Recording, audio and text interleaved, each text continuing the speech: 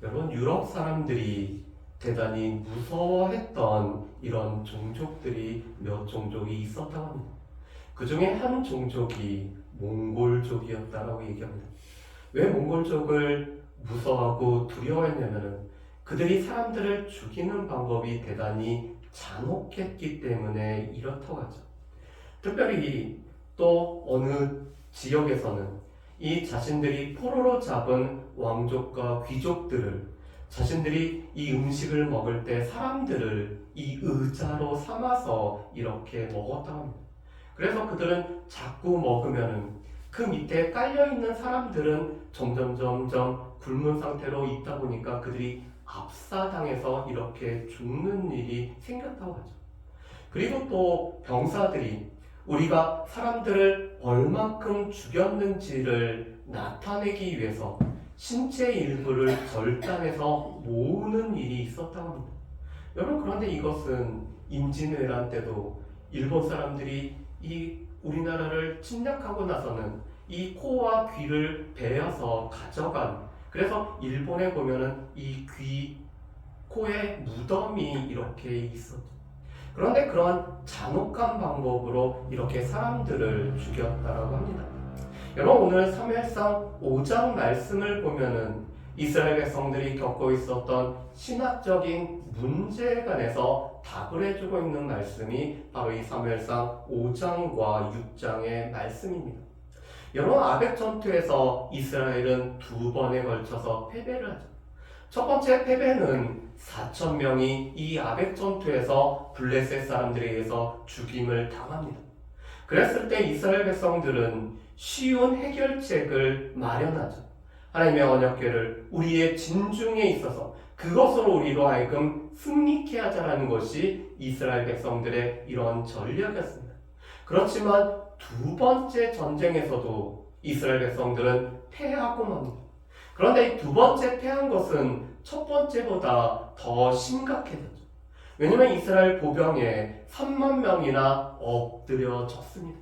그뿐만 아니라 이 하나님의 언약궤를 수종 들고 있던 홈니와 비느하스라는 사람이 죽음을 당했죠. 그런데 더 심각한 것은 여호와의 언약궤를 빼앗겨 버렸다는 것입니다. 그리고 이 충격적인 소식을 듣고 사사이자 제사장이었던 엘리가 죽임을 당하고 있습니다. 그래서 이스라엘 백성들은 이러한 상황을 한 단어로 묘사를 하죠. 이가고, 하나님의 영광이 우리 가운데서 떠나버렸다라는 이런 이름을 짓게 됩니다. 지금 이스라엘 백성들은 지금 이 전쟁 가운데서 하나님의 언약궤를 빼앗겨 버렸기 때문에 하나님의 영광은 이스라엘에서 떠나버려서 우리는 하나님의 영광이 없는 그러한 삶을 살아가고 있다는 것이 당시 이스라엘 사람들의 생각이었습니다. 여러분, 그렇다면은 과연 그런 생각은 맞을까요? 자, 지금 이스라엘 백성들이 갖고 있는 하나의 또 딜레마는 이거였습니다. 이스라엘의 패배가 과연 하나님의 패배일까? 왜냐하면 당시 사람들이 생각하는 것은 이 땅의 전쟁은 하늘의 전쟁의 반영이었죠.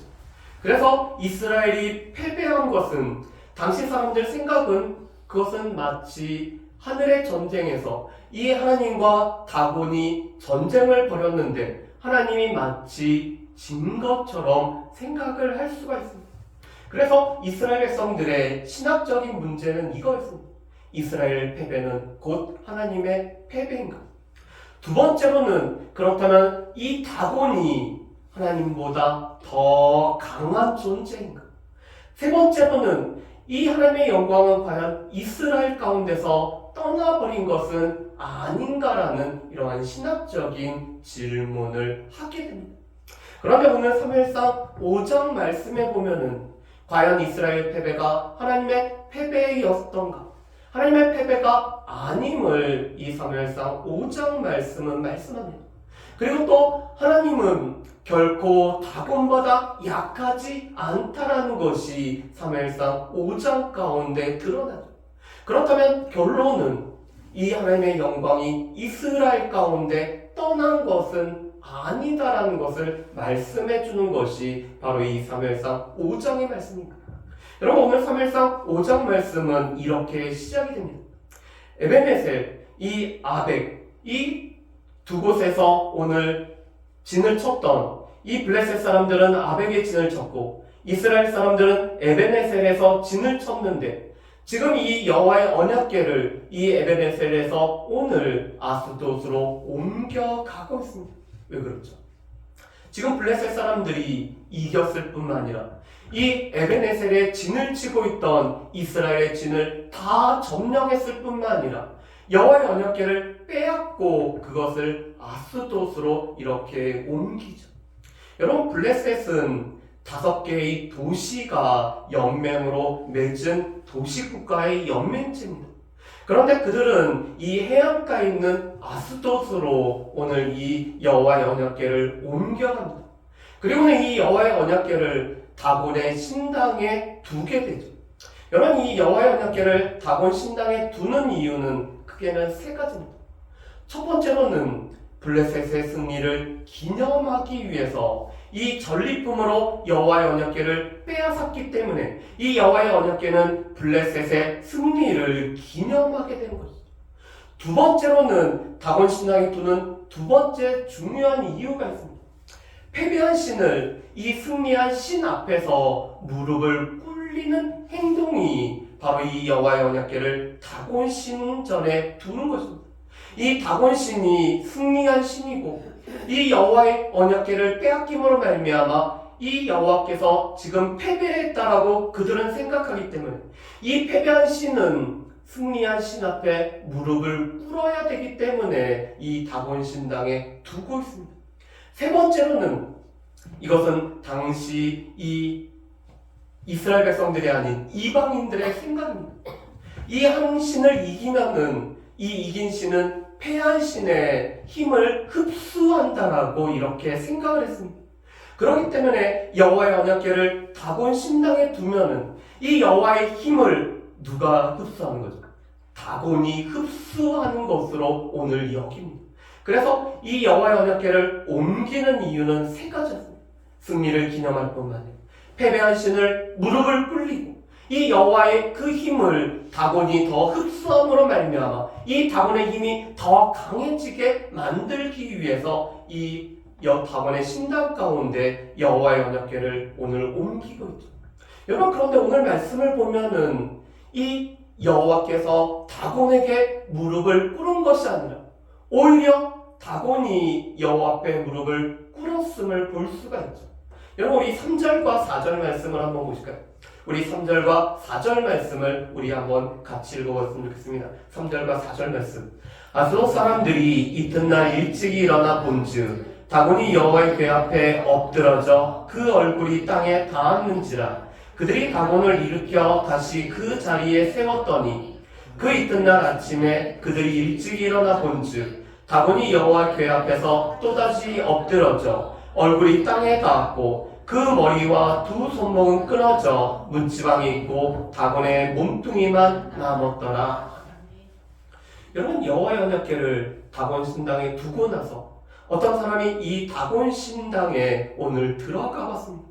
그런데 그가 기대했던 바와는 다르게 이 다곤 신의 얼굴이 땅에 엎드려져 있는, 그래서 무릎을 꿇고 있는 것이 누가 되고 있는 거죠?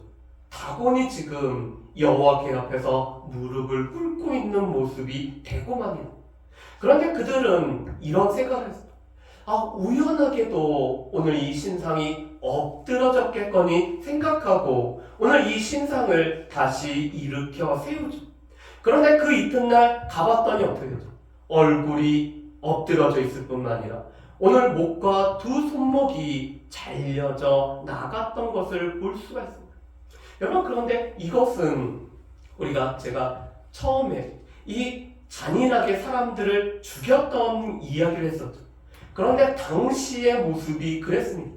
이 이긴 사람들은 이 패배한 사람들의 목을 자를 뿐만 아니라 두 손목을 자름으로 말미암아 그들이 이겼음을 나타내고 있죠.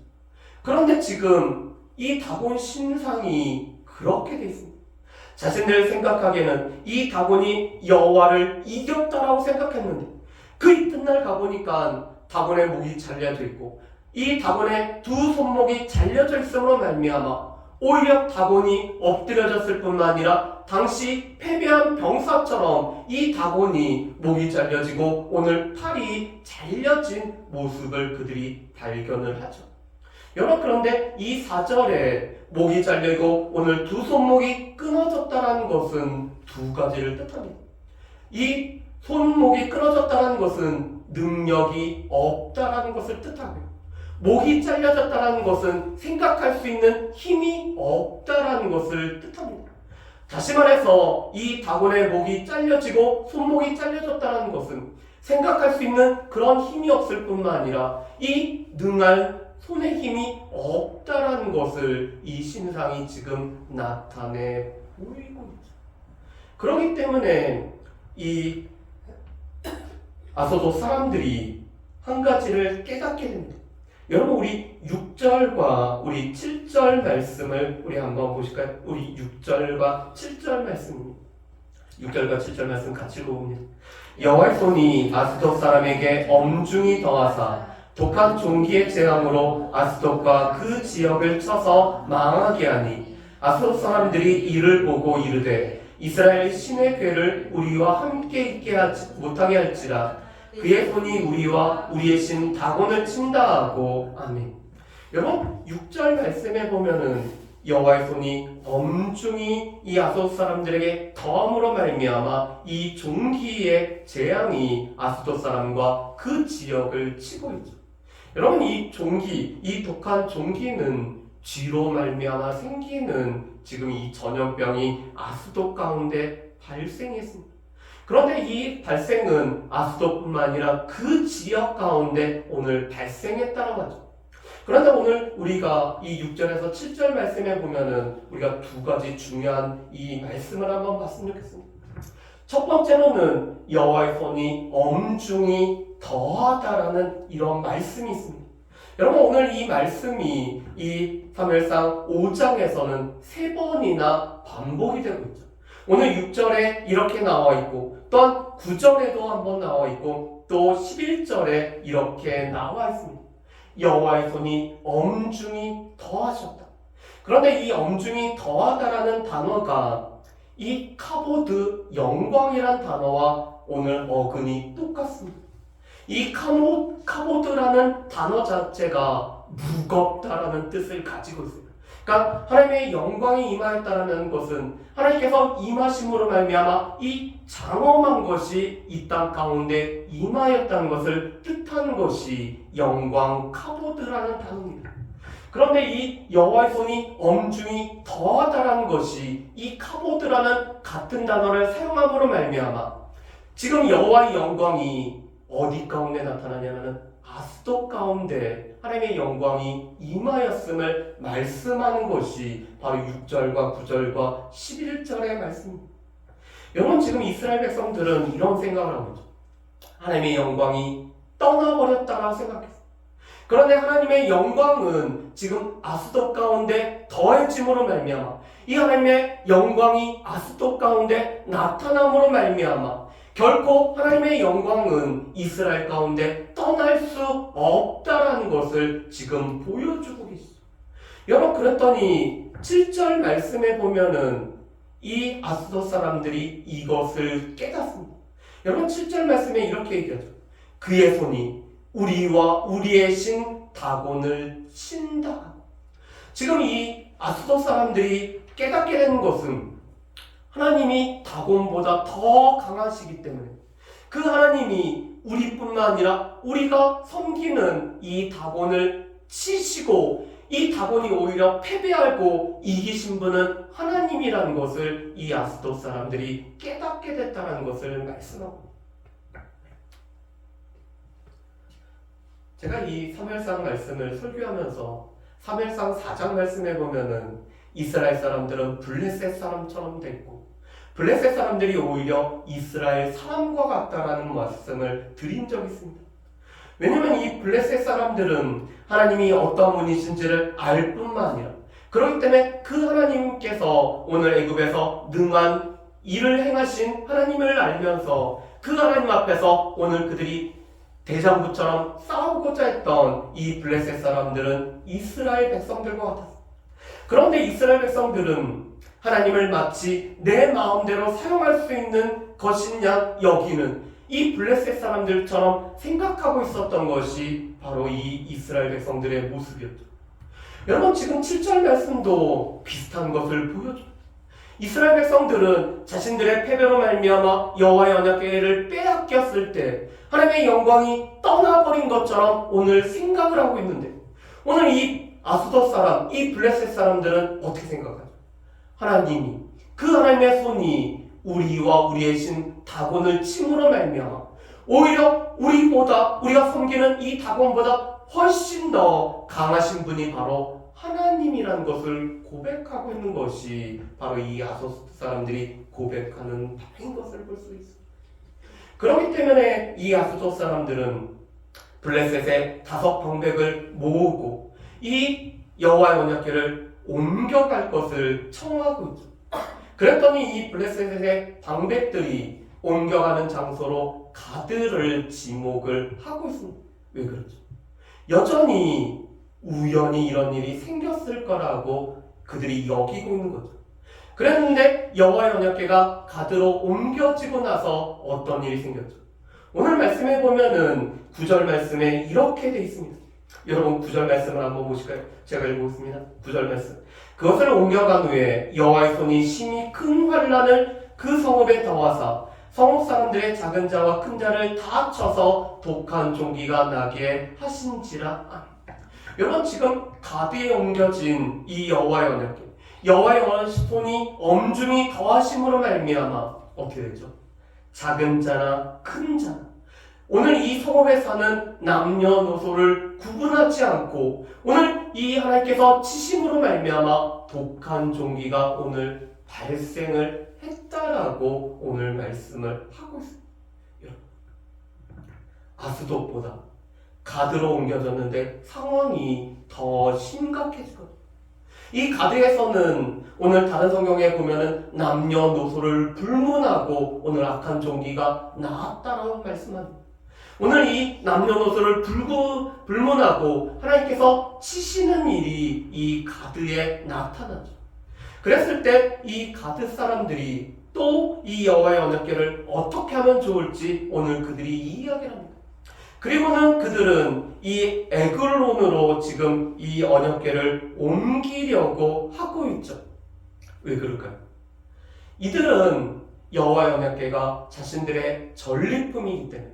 그래서 우리 사무엘상 6장 1절 말씀에 보면은 블레셋 땅에 7달이나 머물렀던 것은 자신들의 이 기념품을, 오늘 기념물을 오늘 쉽게 이스라엘 가운데 돌려보내지 않기 위해서 오늘 그들이 그런 생각을 하고 있죠. 그래서 이 오늘 여호와의 언약궤를 에그론으로 오늘 옮기려고 하고 있습니다. 그랬더니 이 에그론 사람들이 여호와의 언약궤가 오면은 아스돗에 있었던, 그리고 가드에 있었던 일들이 우리 가운데 발생하기 때문에 우리는 죽게 되었다라고 오늘 그들이 생각을 하죠. 그러면서 그들이 이렇게 말하고 있습니다. 여러분, 우리 11절과 우리 12절 말씀을 한번 보실까요? 11절과 12절 말씀 우리 같이 한번 읽어보겠습니다. 11절과 12절 말씀.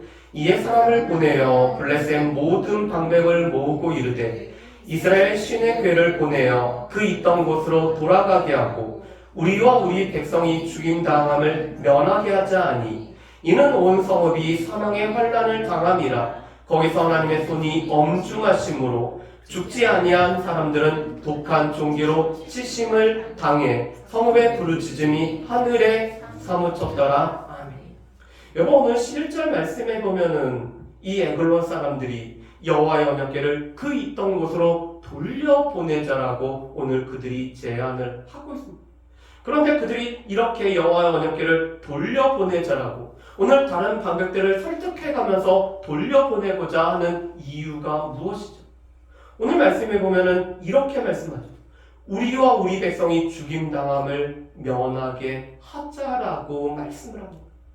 왜냐하면은 이미 에글론에 이 여호와의 언약궤가 임함으로 말미암아 그들 가운데 사망의 환난이 미쳤기 때문이라고 말씀합니다. 여러분 11절과 12절 말씀에 보면은 이렇게 되어 있습니다. 온 성읍이 사망의 환난을 당하며, 지금 이 에글론 온 성읍에 사망의 환난을 당하고 있습니다. 그래서 12절 말씀에 보면은 이 죽지 아니한 사람들은 독한 종기로 치심을 당해서 오늘 그들의 부르짖음이 하늘에 사무쳤다라고 말씀합니다. 여러분 다시 한번 정리를 해보시죠. 이 아스돗에 오늘 여호와의 언약궤가 있을 때, 가드에 여호와의 언약궤가 있을 때, 에글론에 여호와의 언약궤가 있을 때 어떻게 되죠? 하나님의 치심이 점점 강도가 세지고 있습니다. 아스돗 사람들은 이 독한 종기가 났다라고 오늘 그들이 보고를 합니다. 그런데 가드에서는 이제는 남녀노소를 불문하고 독한 종기가 이 가드 사람들에게 지금 임하였습니다. 그런데 에글론은 사망의 환난을 지금 그들이 당하고 있습니다. 그뿐만 아니라 독한 종기로 치심을 당한 사람들이 그들이 이 고통으로 말미암아 부르짖는 소리가 하늘에 닿을 정도로 이 고통의 소리가 커졌다라고 말씀합니다.